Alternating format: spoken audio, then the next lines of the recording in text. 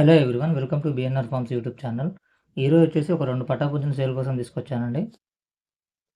So ఈ 2 పట్టాపుంజుల యొక్క ఎత్తులు వచ్చేసి ప్రజెంట్ అయితే 21 వరకు ఉన్నాయండి. 23, 24 అయితే వస్తాయి.